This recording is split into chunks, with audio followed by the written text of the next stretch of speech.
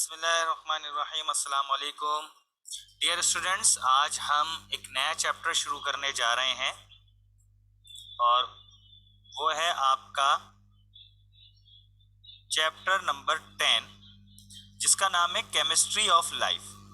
Basically ये जो आपका चैप्टर है ना, ये आपका बायोकेमिस्ट्री है। लाजिम सी बात है, आप जिंदगी के बारे में केमिस्ट्री पढ़ रहे हो तो वो तो आप एक ब्रांच ऑफ केमिस्ट्री पढ़ते हो जिसको आप कहते हैं बायोकेमिस्ट्री। यानी कि इस चैप्टर के अंदर हम वो केमिकल कंपाउंड्स पढ़ेंगे जिसका ताल्लुक जिंदगी से है, हमारी बॉडी से है। यानी कि carbohydrates, protein, fats, vitamins, minerals. इसके अलावा वाटर भी है, हमारी बॉडी को उसकी भी जरूरत होती है, लेकिन वाटर को हम ये ऑर्गेनिक केमिस्ट्री के अंदर डिस्कस नहीं करते। ये तो एक बेसिक एसेंशियल पार्ट है हमारी बॉडी का, तो हमारी रिक्वायरमेंट का। अब इसमें से ये जो कार्बोहाइड्रेट्स है और ये जो फैट्स है, ये हमारे पास सोर्स ऑफ एनर्जी है। Main source of energy carbohydrates है और ये स्टोरेज फॉर्म ऑफ एनर्जी है जो हमारी बॉडी में चर्बी की सूरत में जमा होती है। बाकी ये जो है हमारे पास फंक्शनल है। फंक्शनल मतलब, मैं एफ लिख देता हूं, फंक्शनल मतलब कि ये हमारी बॉडी के अंदर ग्रोथ में हिस्सा लेंगे। बाल अच्छे हैं, आईसाइट सही है, ठीक है, तो कैल्शियम की कमी तो नहीं है, ब्लड सही है, हीमोग्लोबिन लेवल सही है, और चेहरे के ऊपर कोई पिंपल तो नहीं है, स्किन बिल्कुल साफ है। यानी कि इसके लिए हम कहते हैं कि इसेंशियल न्यूट्रिशन, न्यूट्रेंट्स, और दूसरा कहलाता है वेलफेयर। सही है। एसेंशियल में आपके आ जाएंगे कार्बोहाइड्रेट्स और फैट्स, ये आपको एनर्जी देते हैं ताकि एनर्जी की मदद से आप काम कर सकें, बोल सकें, चल सकें, आपकी बॉडी इंटरनली काम कर सके, आपकी बॉडी फिजिकली काम कर सके। और वेलफेयर के अंदर प्रोटीन, विटामिन और मिनरल्स आ जाते हैं, ठीक है।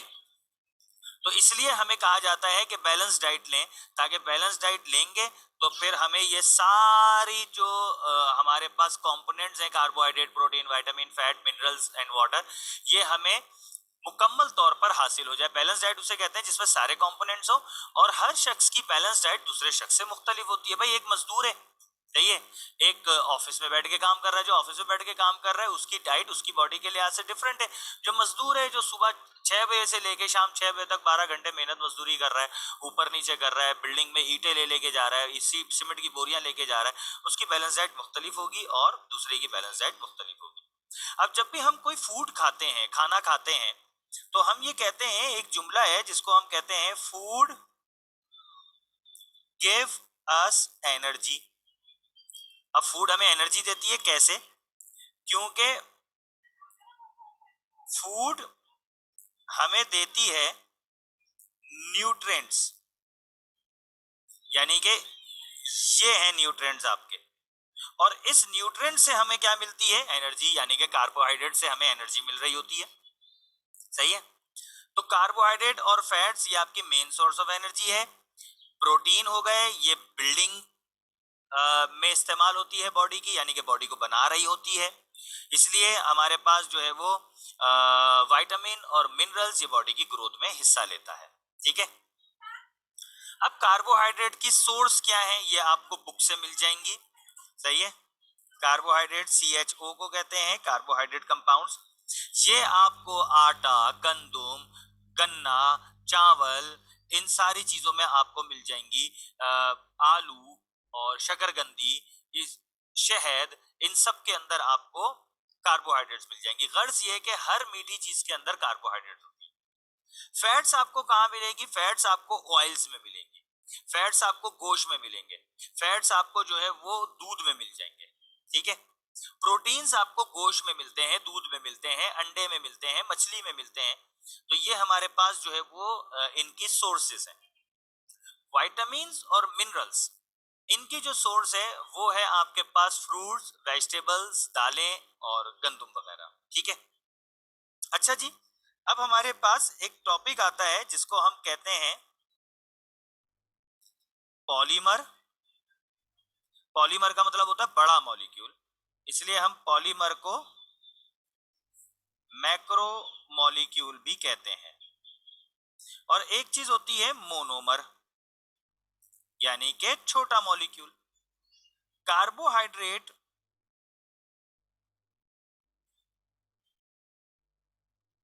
कार्बोहाइड्रेट्स,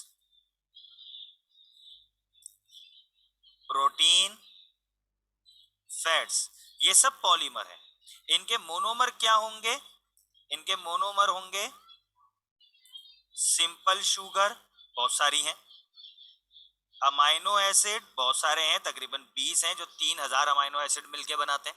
जैसे आपके 26 अल्फाबेट्स हैं, वो करोड़ों अल्फाज बना लेते हैं शफलिंग करके आगे पीछे होके। इसी तरह 20 अमाइनो एसिड है, 3000 प्रोटीन बनाते हैं। और फैट्स का जो मोनोमर है वो फैटी एसिड कहलाता है। ठीक है जी। हमारी बॉडी को सबसे ज्यादा कार्बोहाइड्रेट चाहिए होता है, फिर फैट्स और फिर प्रोटीन। अच्छा, अगर इन सब की डिफिशियंसी हो जाए या ज्यादा हो जाए तो ये बीमारी पैदा करती है।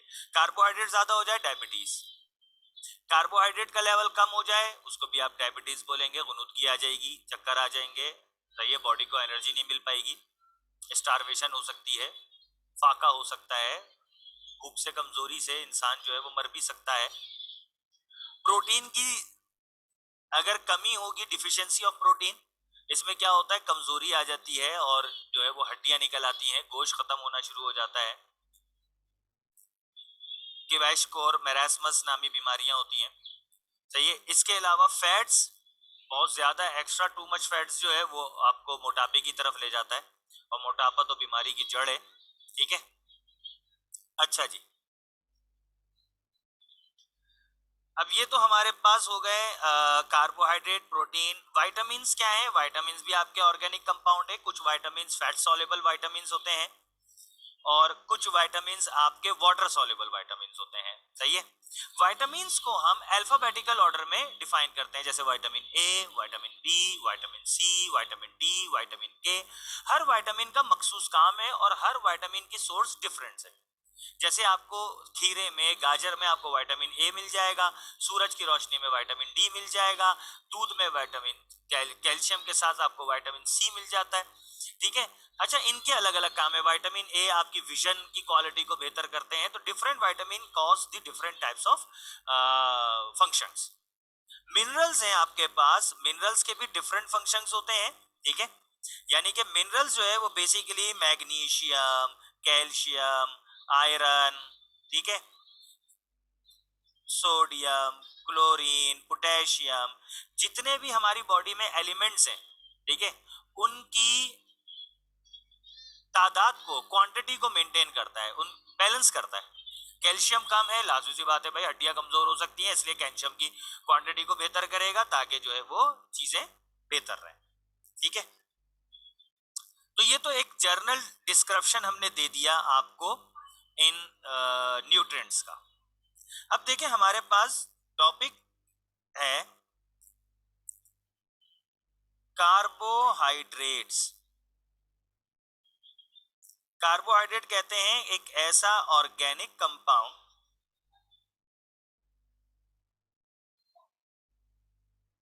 containing CHO, carbon, hydrogen and oxygen. ठीक है। अच्छा, इसमें कार्बन और ऑक्सीजन का जो रेशो होगा,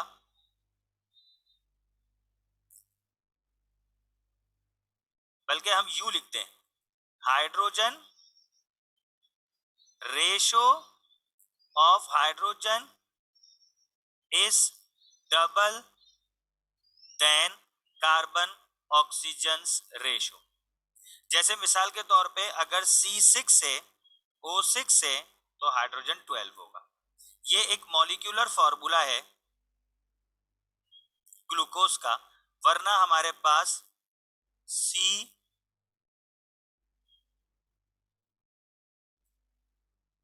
CH2O, ये जर्नल एम्पेरिकल फॉर्मूला है हमारे पास शुगर का या कार्बोहाइड्रेट का। कार्बोहाइड्रेट की एक टिपिकल डेफिनेशन भी ये है कि पॉली, पॉली मतलब बहुत सारे, हाइड्रोऑक्सी, हाइड्रोऑक्सी कहते हैं OH के साथ, यानी कि OH। अल्डिहाइड्स, अल्डिहाइड्स कहते हैं जिसमें CHO हो, सही है। और कीटोन्स, कीटोन्स कैसे कहते हैं, जिसमें C के साथ डबल बॉन्ड O लगा हुआ हो, सही है। इनसे बनने वाले कंपाउंड्स ऑन हाइड्रोलाइसिस, सही है, कंपाउंड्स ऑन हाइड्रोलाइसिस। हाइड्रोलाइसिस का मतलब है पानी की मौजूदगी में टूटना, वो कार्बोहाइड्रेट्स कहलाते हैं, आर कॉल्ड कार्बोहाइड्रेट्स, ठीक है। ये हमारे पास एक मुश्किल डेफिनेशन थी कार्बोहाइड्रेट्स की। अब कार्बोहाइड्रेट्स की अगर हम क्लासिफिकेशन की बात करें तो हमारे पास शुगर और नॉन शुगर कार्बोहाइड्रेट्स आते हैं। ये कौन से होते हैं, ये स्वीट होते हैं, क्रिस्टलाइन होते हैं, ठीक है, और सॉल्युबल इन वाटर होते हैं। ऐसे कार्बोहाइड्रेट्स जो स्वीट हो, क्रिस्टलाइन हो, सॉल्युबल इन वाटर हो, वो शुगर हैं। और जो इनका उलट है, यानी कि नॉट स्वीट हो, इमॉर्फस हो, सही है, और इनसॉल्युबल हो, वो आपके कहलाते हैं नॉन शुगर। अब इसमें आपके पास आता है ग्लूकोज, फ्रक्टोज, सक्रोज, अच्छा, और इसमें आता है हमारे पास स्टार्च, जो आप अरारोट कहते हैं, कॉर्नफ्लोर कहते हैं, सेल्यूलोज। मेजॉरिटी जितने भी हमारे पास कार्बोहाइड्रेट्स के मोनोमर्स होते हैं ना, जिसको आप सिंपल शुगर कहते हैं, उनके आखिर में OSE आता है, ये देखें OSE।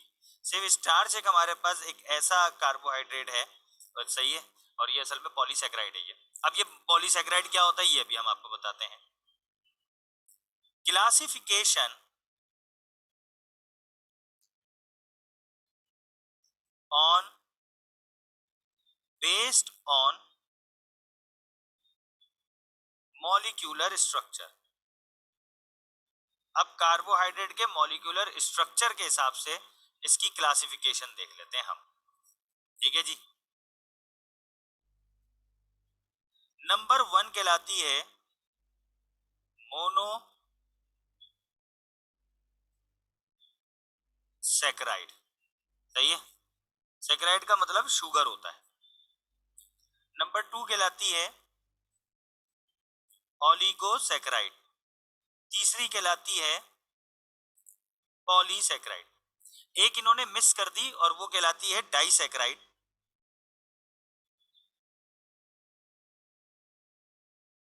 मोनोसैकराइड किसे कहते हैं, जिसमें आपके पास जो है वो एक शुगर मॉलिक्यूल हो, वन शुगर मॉलिक्यूल, सही है। यानी कि जब आपका कार्बोहाइड्रेट पॉलीमर था ना, वो टूटा मोनोमर में, अगर एक सिंगल मॉलिक्यूल है तो उसको हम कहते हैं मोनोसैकराइड शुगर। डाइसैकराइड किसे कहते हैं, जिसमें आपके 2 शुगर मॉलिक्यूल हो। ओलिगोसैकराइड कहते हैं जिसमें 2 से 8 या 10 शुगर मॉलिक्यूल्स हो। और पॉलीसैकराइड कहते हैं जिसमें मैनी शुगर मॉलिक्यूल्स हो, यानी कि मोर देन, बल्कि इसको आप एक काम करें, इसको आप 2 से 10 ना करें बल्कि 2 से 8 कर दें, ठीक है। और 8 से ज्यादा जो है वो आपके पॉलीसैकराइड्स तक चली जाएंगी। ये हमारे पास मॉलिक्यूलर स्ट्रक्चर है, ठीक है। अब हम चूंकि इसको वन बाय वन डिस्कस करेंगे, तो सबसे पहले हमने करना है मोनो सैकराइड, ठीक है। अब मोनोसैकराइड फंक्शनल ग्रुप के हवाले से, क्योंकि अभी हमने कार्बोहाइड्रेट में पढ़ा था ना कि हाइड्रोक्सी अल्डिहाइड या फिर कीटोन, ठीक है। तो हमारे पास ये मोनोसैकराइड, अच्छा ये मोनोसैकराइड कौन सी शुगर है याद रखिएगा, मैं यहां लिख देता हूं, वन शुगर मॉलिक्यूल। अगर एमसीक्यूज में पूछा है the simplest form of carbohydrate, आप कहना मोनोसैकराइड है, ठीक है। अब ये हमारे पास होते हैं, एक कहलाती है एल्डोज शुगर, ये ग्रुप के नाम है, ग्रुप याद रखिएगा। एक एल्डोज कहलाते हैं, एक कहलाते हैं कीटोस, नाम से ही आप पहचान लोगे। एल्डोज वो होते हैं जिसके अंदर अल्डिहाइडिक ग्रुप हो, और कीटोस वो होंगे जिसमें कीटोनिक ग्रुप हो, यानी कि कीटोन ग्रुप हो, ठीक है। एग्जाम्पल, ये जो आप बड़ा नाम सुनते हैं ना शुगर का, ग्लूकोस, ये आपकी मोनोसैकराइड है, सिंपलेस्ट फॉर्म ऑफ कार्बोहाइड्रेट है। और दूसरी बात कि ये जो है वो आपकी अल्डिहाइड ग्रुप है, अल्डिहाइड शुगर है ये आपकी, ठीक है। दूसरा, ये जो कीटोस है इसमें कीटोन ग्रुप होगा, और इसकी एग्जाम्पल है आपके पास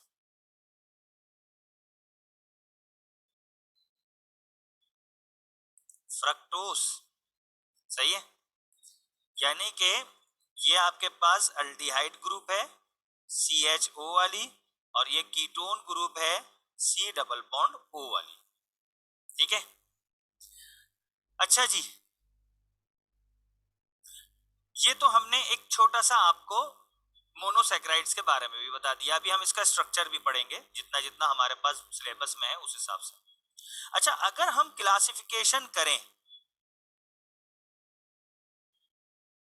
सही है, किस बेसिस पे, on the number of molecule basis पे बात नहीं कर रहा है, on the basis of carbon number की बात कर रहा है। अगर सपोज करो कार्बन 2 है, तो ऐसी शुगर को हम कहते हैं डाइओस, कोई भी शुगर का नाम होगा उसको डाइओस कहेंगे। इसी तरीके से अगर आप देखें हमारे पास अगर कार्बन 3 है तो हम कहेंगे ट्राइओस, अगर कार्बन 4 है तो उसको हम कहेंगे टेट्रोस। आप देखिए शुगर है तो आखिर में ओस आ रहा है, और कार्बन के नंबर से हम ये कह रहे हैं, अगर कार्बन 5 है इसको हम कहेंगे पेंटोस। आपने नाम सुना होगा, डीएनए जो है वो पेंटोस शुगर होती है, क्योंकि उसका स्ट्रक्चर कुछ इस तरीके से बनता है ना। तो 1 2 3 4 5। इसी तरीके से हेक्सोस, ये जो आपकी ग्लूकोस है ये आपकी हेक्सोस शुगर है, क्योंकि ग्लूकोज का फॉर्मूला क्या है C6H12O6, तो कार्बन 6 है ना, तो इसलिए जो है वो ये आपकी हेक्सोस है। ये फ्रक्टोज भी आपकी हेक्सोस शुगर है, ठीक है। और जो मशहूर मशहूर शुगर है ना, ये आपकी जो है वो हेक्सोस शुगर होती है, ठीक है जी। हमने कार्बन के नंबर से भी देख लिया। अब चूंकि हम दो शुगर के बारे में बहुत ज्यादा पढ़ते हुए आ गए, ग्लूकोस, सही है, तो ग्लूकोज का हम जरा स्ट्रक्चर बना लेते हैं। अब ग्लूकोज के दो स्ट्रक्चर आते हैं, एक आता है क्लोज चेन स्ट्रक्चर, ठीक है, और एक आता है open chain structure. Open chain structure आता है, सही है।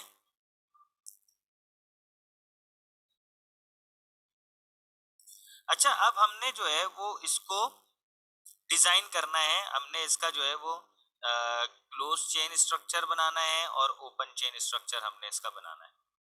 क्लोज चेन होगा जिसके अंदर चेन हमारे पास बंद होगी, ओपन चेन होगा जिसके अंदर हमारे पास चेन खुली हुई होगी, ठीक है।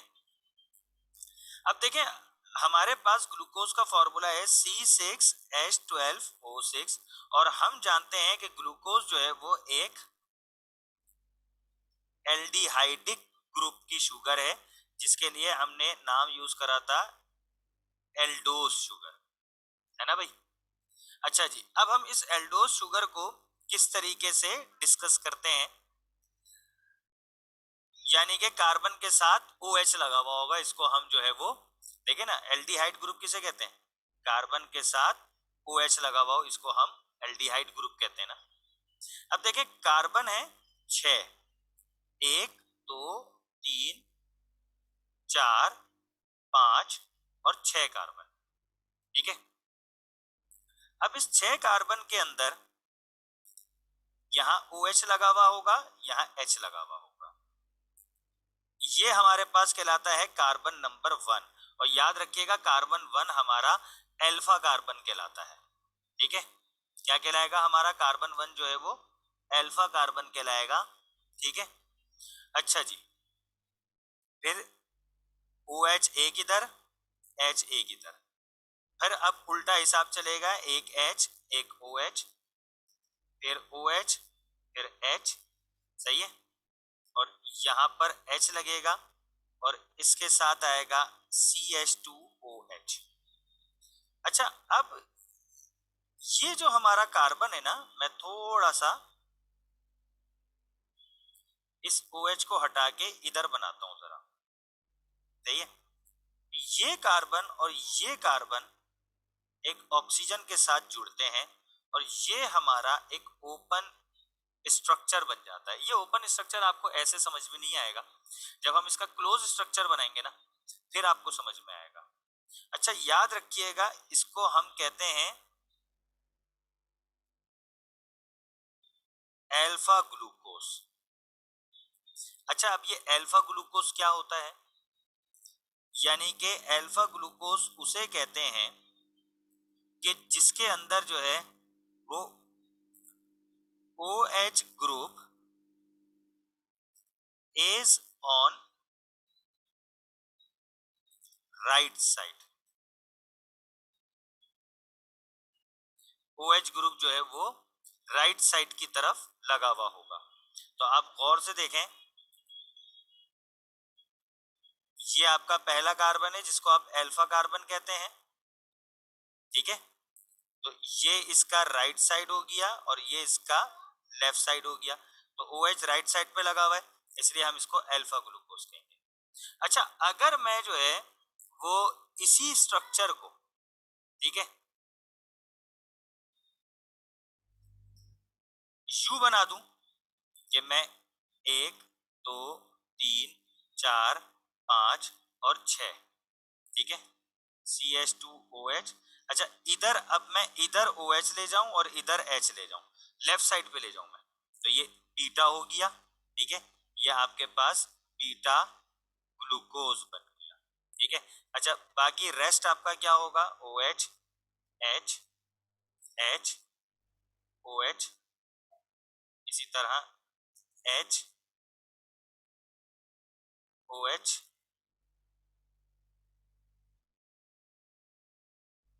ये आपके पास H आएगा और ये आपके पास जो है वो एक, यहां से मैं जरा इसको मिटाऊं, और ये एक ऑक्सीजन जुड़ जाएगा, ठीक है।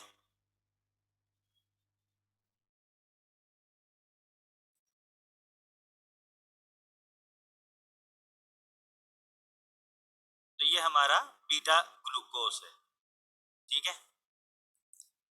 अच्छा जी, आप देखें सेम फॉर्मूला, यहाँ मैंने OH H इधर लगा दिया, यहाँ H आएगा, यहाँ OH आएगा। देखें आप सेम फॉर्मूला है, बस फर्क क्या है कि बीटा ग्लूकोज उसे कहेंगे जिसमें OH आपका लेफ्ट साइड पे है और राइट साइड पर होगा तो इसे अल्फा ग्लूकोज कहेंगे, ठीक है जी। ये तो हमारे पास हो गई ग्लूकोज, जिसको हम कहते हैं एल्डोज शुगर, अल्डिहाइड शुगर है ये, ठीक है। अच्छा जी, अब हमारे पास इसका क्लोज चेन स्ट्रक्चर बनाते हैं। अच्छा, अब हम इसका जो है वो क्लोज चेन स्ट्रक्चर बनाते हैं। चूंकि हम जानते हैं कि इसका फॉर्मूला है C6H12O6, तो ये एक हेक्सोस शुगर होगा। हेक्सोस का मतलब हुआ ये हम हेक्सागोनल स्ट्रक्चर बनाएंगे। ठीक है जी, ये हेक्सोस हमारा हो गया। अब हमारे पास 6 कार्बन है, ये हो गया हमारे पास कार्बन 1, सही है, हम यहां से ले लेंगे ना, carbon 1, carbon 2, carbon 3, carbon 4, carbon 5 and carbon 6। याद रखिएगा हमने आपको एक बात बताई थी कि जब हम बेंजीन के बारे में जब हम पढ़ लेते हैं ना तो हम कार्बन को शो नहीं करते। ठीक है, अब इसका स्ट्रक्चर बनता कहां से, गौर से देखिएगा, ये जो आपको ऑक्सीजन नजर आ रहा है ना, ये जो O है, ये 2 कार्बन के बीच में है। इसका मतलब है कि हमारा जो चेन है वो चेन ब्रेक हो रही है। तो बेसिकली स्ट्रक्चर यहां से शुरू होगा, ये ऑक्सीजन है, यहां कार्बन नहीं है, तो कार्बन 5 हुए हमारे पास। तो ये बन जाएगा हमारा कार्बन 1, ये बन जाएगा कार्बन 2, ये बन जाएगा कार्बन 3, ये 4 और ये 5। ये जो मैं आपको नंबरिंग दिखा रहा हूं ना, ये नंबरिंग दिखाने की जरूरत नहीं है, ये सिर्फ समझाने के लिए बता रहा हूं आपको। अब देखिए कार्बन 1 में एक OH और एक H लगा हुआ है। ठीक है, हम यू लेके जाएंगे, H ये रहा, OH ये रहा, राइट साइड वाला ऊपर आता है, लेफ्ट साइड वाला नीचे आता है। अब आप देखें OH और H, तो OH ऊपर आएगा, H नीचे आएगा। फिर देखें HOH लगा हुआ है कार्बन 3 में, तो H ऊपर आएगा और OH नीचे आएगा। फिर OH और H लगा हुआ है तो OH ऊपर आएगा। ठीक है, एक मिनट, मैं उल्टा कर गया, जरा दोबारा बनाता हूँ, दोबारा बनाता हूँ।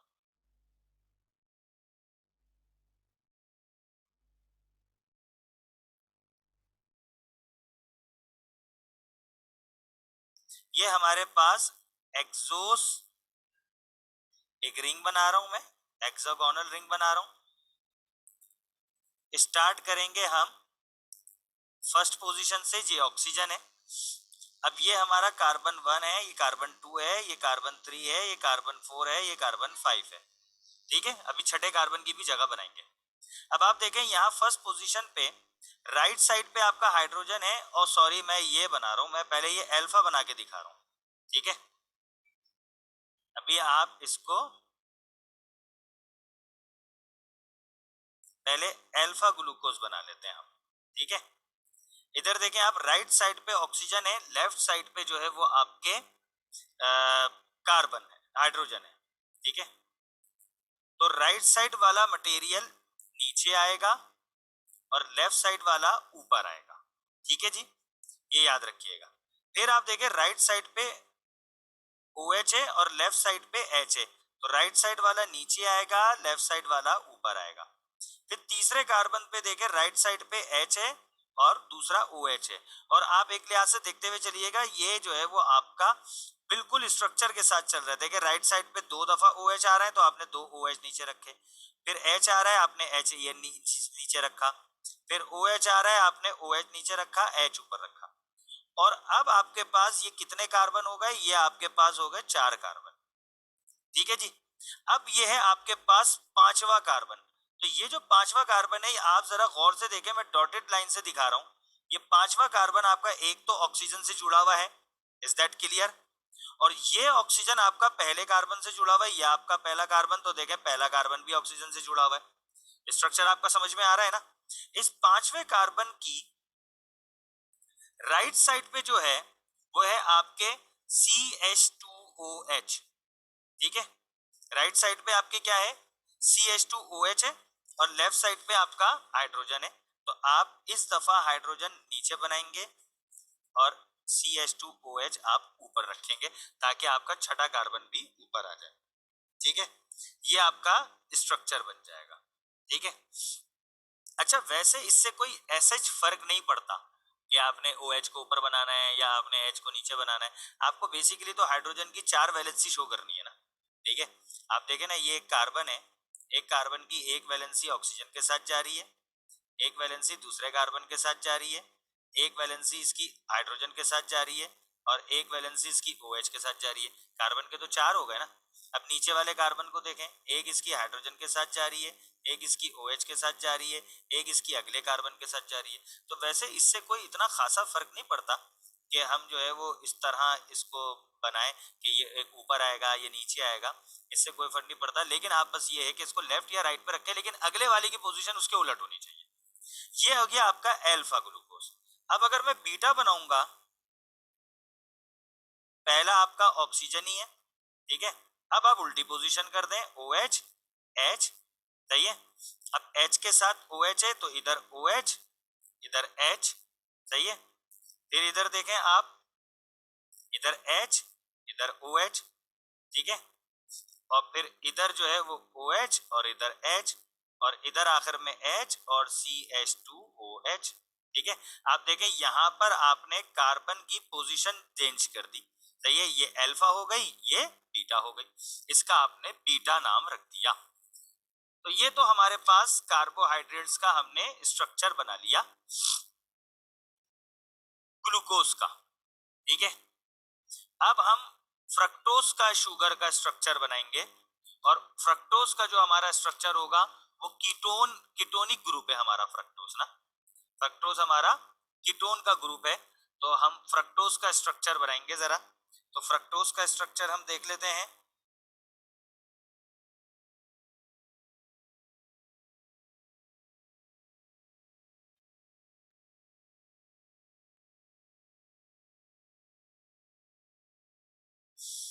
फ्रक्टोज हमारे पास कीटोन ग्रुप है, ठीक है। फ्रक्टोज का जो हमारे पास फॉर्मूला होता है,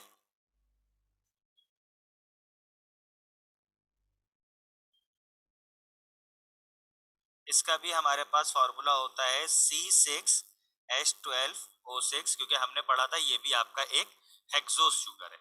लेकिन ये हेक्सोस शुगर ऐसे है कि ये कीटोनिक ग्रुप लगा हुआ है, ये कीटोस शुगर है, ठीक है। अब इसका स्ट्रक्चर कैसे बनता है जरा गौर से सुनिएगा। इसका जो स्ट्रक्चर बनता है ना हमारा, वो हमारा इस तरह का स्ट्रक्चर बनता है कि जब हम इसका शुगर मॉलिक्यूल बनाएंगे ना, तो हम पेंटोस नुमा स्ट्रक्चर बनाएंगे इसका, यानी कि 5 कोनों वाला। लेकिन हाइड्रोजन हम 6 ही यूज करेंगे, इसलिए हम इसको हेक्सोस ही बोलते हैं। अब जरा देखें हम इसका स्ट्रक्चर कैसे बनाते हैं। बहुत सिंपल है। आपने 1 2 3 4 5 6 कार्बन ले लिए, ठीक है। इससे पहले आपने एक कार्बन में एक OH और दूसरी तरफ H डाला था ना, यहां आप पहले कार्बन के साथ CH2OH लगाएंगे और आखिरी के साथ भी CH2OH लगाएंगे। क्लियर जी। चूंकि कीटोनिक ग्रुप है तो दूसरे कार्बन के साथ कीटोन लगाएंगे, इन सबको आपस में जोड़ दीजिए, सही है। अब एक तरफ H एक तरफ OH, इस तरफ H है, अब इस तरफ OH आएगा, इस तरफ H आ जाएगा। अब आखिर में इधर OH और इधर H, ये एक स्ट्रक्चर बनाते हैं कि OH OH 2 दफा सेम आ जाता है। बहुत सिंपल है, आप काउंट कर लें, C6H12O6 ही बनेगा ये, ठीक है। अब अगर हम इसका जो है स्ट्रक्चर बनाएं फ्रक्टोज का, तो फ्रक्टोज का चेन फॉर्म में स्ट्रक्चर कैसे बनेगा। अब जब इसका हम चेन स्ट्रक्चर बनाते हैं ना, तो देखें ये चेन स्ट्रक्चर थोड़ा सा ना इसका कॉम्प्लिकेटेड होता है। ऑक्सीजन से हम शुरू करते हैं, पेंटोस शुगर बनाते हैं ये 5 कोनों वाला। अब ये देखें ऑक्सीजन के साथ जो है वो एक कार्बन तो जुड़ा हुआ है, ये वाला ऑक्सीजन के साथ तो ये वाला कार्बन जुड़ा हुआ है, ठीक है। ये आपका एक कार्बन है। इस कार्बन के साथ एक जुड़ा हुआ है CH2OH, दूसरी जगह खाली है, सही है। ये मैंने ये वाली चीज जोड़ दी इस कार्बन के साथ। अब दूसरी तरफ आप देखें, आपके पास OH जुड़ा हुआ है, फिर आपके पास OH जुड़ा हुआ है, ठीक है। फिर आपके पास ये जो आखिरी वाला कार्बन है ये यहां जुड़ जाता है CH2OH। अब आप ये कहेंगे कि सर हमारे पास जो है वो ये वाला एरिया गायब हो गया, ठीक है। तो एक हम H इधर जोड़ देते हैं और एक OH इधर जोड़ देते हैं, तो इस तरह हमारे पास 6 कार्बन बन जाते हैं। 1 2, देखें यहां से देखें, 1 2 3 4, फिर ये पांचवा और ये छठा, इस तरह कर लें आप, इस तरह बन जाते हैं ये हमारे पास, या यूं काउंटिंग कर लें 1 2 3 4 और 5 और ये 6, इस तरह कर लें। ठीक है, अब बाज़ औक़ात ये डबल बॉन्ड कीटोन कैसे बनाता है, ये H इसके साथ लग जाएगा तो ये जो ऑक्सीजन है ये इस कार्बन के साथ डबल बॉन्ड बना देगा, तो ये कीटोन ग्रुप बन गया हमारे पास। तो ये हमारे पास फ्रक्टोज का जो है वो स्ट्रक्चर था। ओलिगोसैकेराइड हम बता चुके हैं जिसमें 2 से 10 मॉलिक्यूल होते हैं। अब सक्रोज या पॉलीसैकेराइड के जो स्ट्रक्चर हैं वो हम नेक्स्ट क्लास के अंदर बताएंगे। आज के लिए इतना काफी है। टिल देन, अस्सलाम वालेकुम।